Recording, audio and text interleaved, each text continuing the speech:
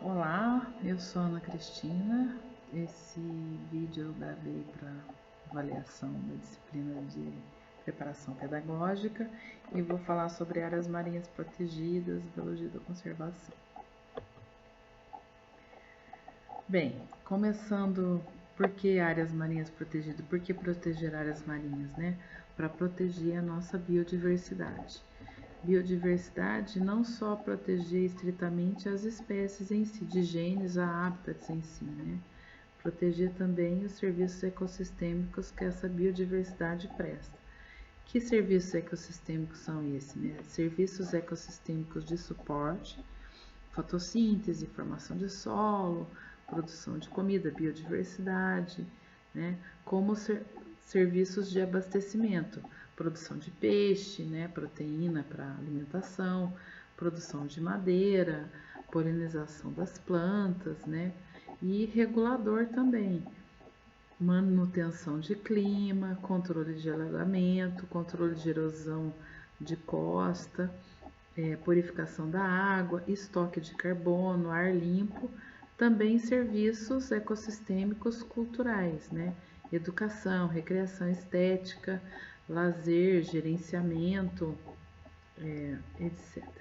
Bem, então a árvore da vida tem essa diversidade gigantesca de seres vivos que estão interconectados e nos prestam muito serviço. A gente não vive sozinho nesse planeta, né? Nós precisamos, estamos conectados com todas as outras espécies de alguma forma.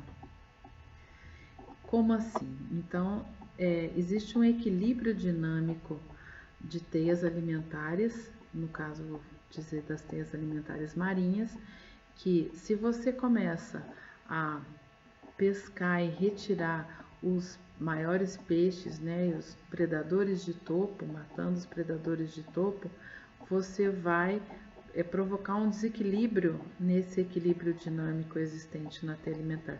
Essas espécies que são presas desses animais aqui de predadores de topo, eles vão aumentar muito e vão acabar com os recursos da base da teia alimentar e vão acabar perecendo num segundo momento, porque eles comem tudo que tem e aí não vão entrar em outro tipo de equilíbrio mais simples, com menos espécies e muitos efeitos reverberantes pode ter desse desequilíbrio que ocorre nas cadeias alimentares nos hábitats, nos ecossistemas. Bom, são vários os efeitos, né? São várias as ameaças que a biodiversidade está sofrendo. Uma delas é o aquecimento global. Essa foto ficou icônica, né? Venceu um concurso de fotos, ela é bem representativa do que anda acontecendo. Além disso, temos o problema da sobrepesca, né? As reservas pesqueiras estão ameaçadas, né? Todas as reservas pesqueiras estão ameaçadas e grandes indústria pesqueira multibilionária pesca de forma inconsciente, sem pensar nas gerações futuras, né?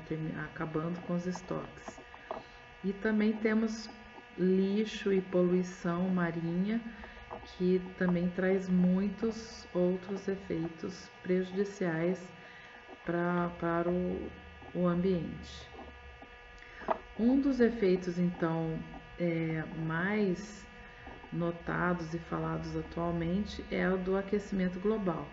E se tal não está ligado com impactos antrópicos, ou seja, foi ou não foi causado pela espécie humana, né?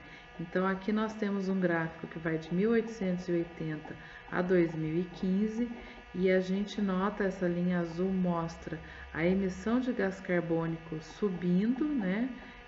Exponencialmente as emissões. Isso é medido pelo um projeto global, né, do IPCC, e junto com esse gráfico, as médias em vermelho, as médias anuais globais de temperatura são bem menores aqui até 1940, 1950, quando elas começam a ter um aumento nas médias, aumentando, chegando a 1 grau agora em 2019, quase 1 grau, e tendo perspectiva aí para 2100, nós vamos tentar segurar esse aumento de temperatura até 2100 em 1,5 grau ou 2 graus, né? 1,5 grau vai ter bem menos efeitos desse aquecimento global e 2 graus vai ter efeitos bem maiores. Nós já estamos vendo os efeitos desse aquecimento de 1 grau nesse ano, né? Até esse ano. Aqui então a gente tem da agência norte-americana NOAA de clima e oceanográfico, né? Ele vai medindo a temperatura superficial marinha e vai ficando mais vermelho aqui. É um alerta para risco de branqueamento para coral, né? Quanto maior o número de dias que essa temperatura vai aumentando e vai se mantendo muito alta, ele vai aumentando a cor do alerta, né? Vai esquentando a cor do alerta também. Esses dados são coletados por satélite e são compilados na agência norte-americana. E foi registrado então no Brasil esse ano, bem detalhado esse ano, várias espécies de recifes no Brasil. Teve esse evento então de branqueamento no Brasil, ocorrendo pela costa toda, com esse aumento de temperatura marcado lá que a NOAA registrou. O que é o branqueamento? O branqueamento nada mais é que a perda de simbionte, a expulsão de simbiontes pelos corais, quando ele passa por um estresse térmico, então ele passa por um aumento de temperatura que permanece alguns dias e ele vai expulsando os simbiontes até ficar totalmente branco, né? Isso aqui mostra só o esqueleto dele sem o simbionte vermelho, ele vai branqueando. E se ele fica alguns dias branqueado, esses simbiontes podem retornar ao coral, se a temperatura esfria. Agora, se essa temperatura permanece muito tempo acima do normal, então esse coral ele acaba morrendo e aí todo o recife sofre, né? O problema dos recifes de coral é que eles cobrem 1% apenas da área oceânica, mas ele abriga 25% da diversidade oceânica, ou seja, 1/4 da diversidade marinha está nos corais. Então, os corais morrendo, acaba toda essa complexidade estrutural e toda a teia vai sofrer, né? Todo tipo de serviço que os recifes promovem, ele vai deixar de existir porque as algas vão cobrindo esses corais e vai diminuindo a complexidade. Outra teia alimentar vai tomar conta aí, mas bem menos complexa, com uma diversidade muito menor do que tinha antes. Um outro efeito muito grave, além do aquecimento global, é também a acidificação dos oceanos, né?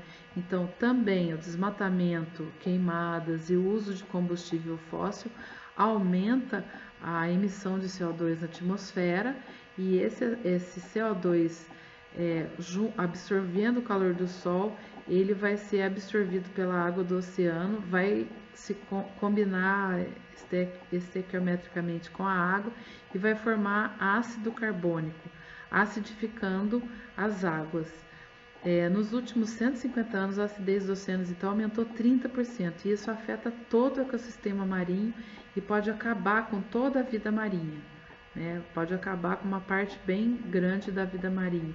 Aliás, o aquecimento global e a acidificação dos oceanos foi uma das causas de extinções em massas anteriores que já tivemos aqui no planeta. Aqui é um mapa global mostrando do branco, né, lilás, azul, indo para o verde, amarelo e vermelho, onde está mais acidificado. Então, essas regiões mais laranjadas, mais vermelhas, é onde está acidificando mais, nessas regiões aqui. Em verde está uma acidificação média, mas está acidificando os oceanos. Isso é dados entre 1700 e 1990, houve então um grande aumento da acidificação dos oceanos, mudando assim os ecossistemas. O que acontece? Então, existe o aquecimento global. Esse aquecimento global propicia, favorece a acidificação dos oceanos, né? Além da emissão do gás carbônico. Vai ter uma menor absorção de gás carbônico nos oceanos, porque os oceanos estão mais ácidos, e vai sobrar então mais gás carbônico na atmosfera. O oceano vai absorver menos, porque os oceanos absorvem muito do CO2 emitido na atmosfera, tirando esse CO2 da atmosfera. Mais emissão de CO2 e mais CO2 que está sobrando na atmosfera aumenta o aquecimento global, que aumenta a acidificação, e isso vai tornar um ciclo vicioso, muito prejudicial, tendo impactos então cada vez mais severos dessas mudanças nas teias alimentares, perda de biodiversidade, grandes mudanças nos estoques pesqueiros, um grande aumento no nível do mar, aumento de ventos e tempestades, tanto em intensidade quanto em frequência, com esse aumento, com esse aquecimento global, e prejudicando também os organismos calcificantes, ou seja, se o oceano fica mais ácido, vai descalcificando os esqueletos dos organismos, como corais e moluscos e outros que dependem de esqueleto de carbonato de cálcio para suas estruturas. Então, além do aquecimento global prejudicar os corais, a acidificação também prejudica muito a estrutura dos esqueletos dos corais. Falando então dessa sexta extinção em massa, houveram no passado 5 extinções em massas bem estudadas, né, por registro fóssil, e tiveram causas variadas, né? Essa do Cretáceo foi um grande impacto de um asteroide grande, e tiveram vários efeitos climáticos, e os dinossauros desapareceram, né? Foi a quinta extinção em massa.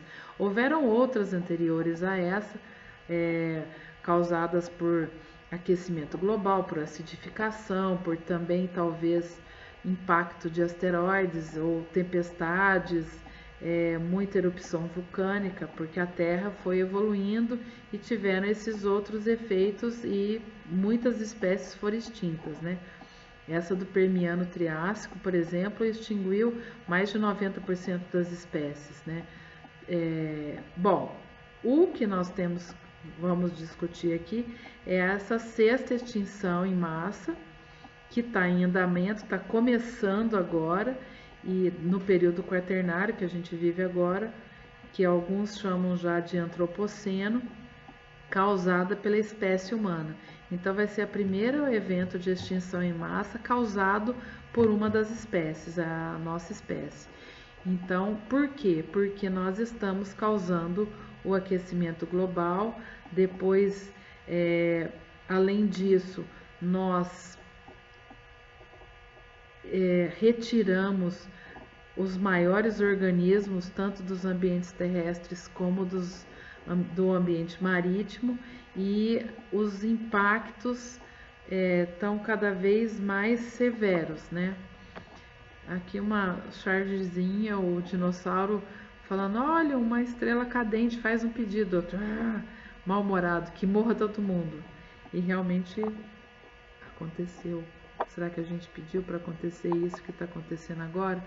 Bom, o Payne, né, Jonathan Payne, publicou na Science em 2016 um estudo comparando os eventos antigos, né, de extinção em massa, aqui Ordoviciano, Devoniano, Permiano, Triássico e Cretáceo, e da era moderna agora. E quais são as características dos animais marinhos, né, relacionados a esses eventos? A esses eventos anteriores, esses 5 eventos de extinção em massa anteriores, está muito relacionado ao habitat, né, onde eles estavam. E agora, na modernidade, o que ele percebeu que a primeira vez que acontece, no registro fóssil não tem essa variável nunca foi muito significativa.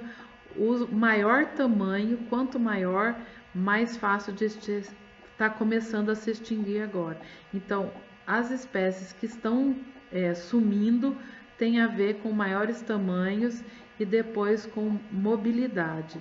E esses efeitos estão justificando, aqui na análise de componentes principais, 79% da análise, né? Precisamos pensar um pouco mais. Bom, pensando então em proteger essa biodiversidade, as Nações Unidas criou vários, a década da biodiversidade, 2011 a 2020, vai acabar o ano que vem, e fez algumas convenções tentando combinar vários acordos, e eles aprovaram em 2010, na Convenção de Diversidade Biológica, então, várias medidas, 20 metas, que chamam metas de Aichi, que até 2020, 10% de áreas marinhas iam ser protegidas, especialmente áreas de importância para a biodiversidade. Não é qualquer área, não é qualquer 10% que você deve proteger, e sim áreas de importância para a biodiversidade. E em 2016, um workshop da IUCN, com vários pesquisadores envolvidos, se reuniram e estão tentando aplicar uma nova meta de 30% de áreas marinhas protegidas até 2030. Na próxima década, a gente aumentar para 30% aí as áreas marinhas protegidas. A meta 12 diz que extinção de espécies conhecidas deve ser prevenida e sua conservação dessas espécies conhecidas deve ser melhorada e sustentada. Então, dentro da meta 11 e 12 de Aichi, a gente precisa, então, designar áreas de proteção, áreas marinhas protegidas, e também designar espécies ameaçadas protegidas por listas vermelhas, proibindo a pesca, a legislação e a fiscalização. Então, são várias ações incluídas dentro dessas duas metas para proteger essa biodiversidade biológica. Teve um estudo agora, no começo do ano 2019, de Manel, ele plotou no mapa, tanto o tamanho das áreas marinhas protegidas no globo, quanto a conectividade entre elas, ou o isolamento delas, na verdade, quão distante elas estavam. E ele percebeu que as menores áreas estão aqui ao norte, na Europa, e áreas pequenas e médias aqui na Austrália e no Indo-Pacífico, mas elas têm uma grande conexão entre elas, elas estão bem próximas umas das outras. A área mais isolada, a área maior e mais isolada é aqui na África e aqui, mas elas estão isoladas. Então, elas são grandes, elas favorecem a proteção da biodiversidade, mas elas estão muito isoladas, ou seja, seria bom que tivesse alguma conexão com as áreas ao redor aqui, perto aqui. As áreas aqui no Brasil, a gente percebe que tem um tamanho médio, mas tem alguma conectividade. Agora aumentamos bastante essa área, essas duas grandes áreas que foram aprovadas aí em 2018 aqui no Brasil, que aumentou bastante a nossa porcentagem coberta por área marinha protegida, mas elas ainda são médias comparadas com essas grandes áreas aqui no globo. Elas são médias, e não tem tanta conexão com as outras áreas protegidas.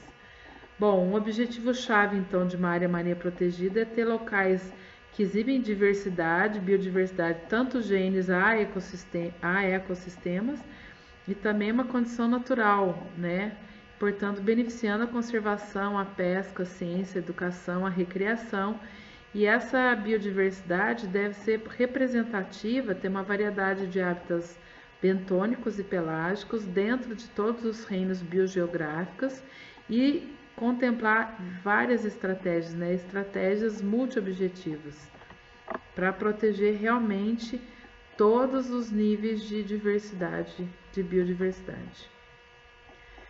Edward Wilson é um grande biólogo, né, que cunhou o termo biodiversidade, foi o primeiro a dizer biodiversidade, fez um livro escrito décadas atrás, chamava Biodiversidade. Em 2016 ele propõe então da gente separar metade dos hábitats da Terra.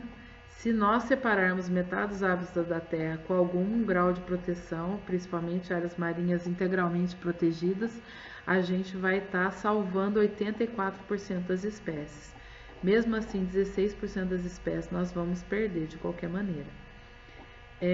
Se a gente proteger 25%, ou seja, um quarto dos hábitats forem salvos, a gente vai ter uma perda de uma extinção de 30%. Vamos salvar somente 70% das espécies, né? Então, devemos discutir muito ainda sobre isso. Aqui é um mapa feito em 99, depois de um workshop com mais de 200 pesquisadores de várias áreas da biologia, né, de vários biomas aí, representativos de cada região, e eles chegaram a esse mapa consenso, esse mapa síntese, é uma publicação do nosso Ministério do Meio Ambiente, dizendo de quais seriam as áreas prioritárias para conservação, uso sustentável e repartição para benefício da biodiversidade brasileira. A gente está observando que são áreas prioritárias para conservação, não significa que são áreas protegidas, são áreas que foi consenso entre os pesquisadores para ser protegidas. Aqui no mapa do Brasil, então nós vemos duas grandes áreas protegidas que foi sancionado em leis, decretos presidenciais aí em 2018, que nós tínhamos apenas 1,5% da nossa área marinha protegida, agora nós passamos a ter 25% das nossas áreas marinhas protegidas. E está muito pouco representativo, né? Porque são duas grandes e várias outras áreas que seriam muito importantes proteger, áreas de mangue, áreas de recife. Aqui em Abrolhos tem um parque, mas poderia aumentar alguma outra proteção ainda seria necessário, né? Falando dessas novas unidades de conservação de 2018 assinada, que aumentou muito a porcentagem, nós cumprimos uma das metas de Aichi, mas ela deve ser discutida porque os pesquisadores e a população discutiam em audiências públicas como deveria ser o mapa, e esse era o mapa proposto pelos pesquisadores. Então, a ilha do arquipélago São Pedro e São Paulo, por exemplo, ia estar inteiramente dentro da área integral de proteção, e em volta ia ter uma área um pouco menos restritiva, mas uma APA. E o que foi sancionado na lei foi isso aqui.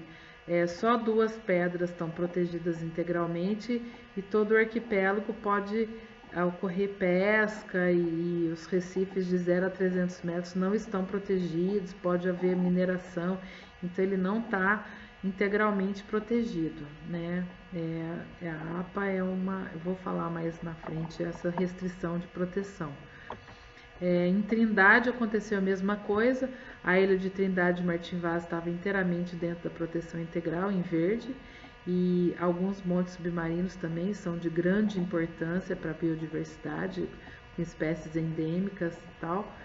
E depois o que aconteceu que os montes ficaram, mas um pouco deslocado aqui, porque aqui tem áreas de mineração para acontecer, e Trindade ficou praticamente fora de qualquer área de proteção, né? Ficou só essa pequena praia aqui, o resto está em amarelo, e em volta de Trindade mesmo não tem nenhuma rede de proteção. Então, os pesquisadores ficaram questionando o governo por que mudar esse mapa que tinha sido tão estudado, com os técnicos e pesquisadores, discussão do pessoal do ICMBio com os pesquisadores, tinha chegado esse mapa antes, e o que saiu na lei foi isso aqui depois, né? tem a publicação aí dizendo toda essa discussão. Bom, então, falando só das nossas ilhas oceânicas, são as 4, né? Rocas, Fernando de Noronha, Trindade e o arquipélago São Pedro e São Paulo. Rocas tem, então, aqui o SNUC, né? O nosso Sistema Nacional de Unidades de Conservação, ele mesmo, né? O Ministério do Meio Ambiente classificou como a IUCN, que é um órgão internacional de categorização de reservas de proteção, de áreas de proteção. Então a restrição ela diminui daqui para cá, né? Então a categoria 1 é a mais restritiva. Então a Rocas está dentro de uma REBIO, uma reserva biológica de proteção integral. Só pode acontecer pesquisa com licenças especiais. Depois vem Fernando de Noronha, que tem um parque nacional, tem alguma restrição, só 75% de Fernando de Noronha está dentro do parque e tem algumas restrições, mas não é tão restritivo quanto a reserva biológica. Trindade, o miolinho de Trindade e o arquipélago São Pedro e São Paulo estão dentro de um MONA, né, de um monumento natural, que tem alguma restrição, mas não é tão restritivo quanto uma reserva, e a maior parte da área está dentro de uma APA, que é uma paisagem protegida, mas que permite pesca, permite mineração, permite algumas atividades e não estaria protegendo integralmente a nossa biodiversidade. Aqui estão as referências, a maior parte do que eu citei aqui na aula, e algumas fotos, aqui uma foto do arquipélago São Pedro e São Paulo, né? A quantidade de peixes aqui em volta do arquipélago, algumas espécies endêmicas do arquipélago São Pedro e São Paulo, paisagem de Fernando de Noronha, outra espécie endêmica, rocas, e eu espero que, mesmo que seja pela paisagem e beleza, a gente realmente aumente a proteção das nossas reservas marinhas. Muito obrigada. Qualquer dúvida, deixa o meu e-mail. Estamos à disposição.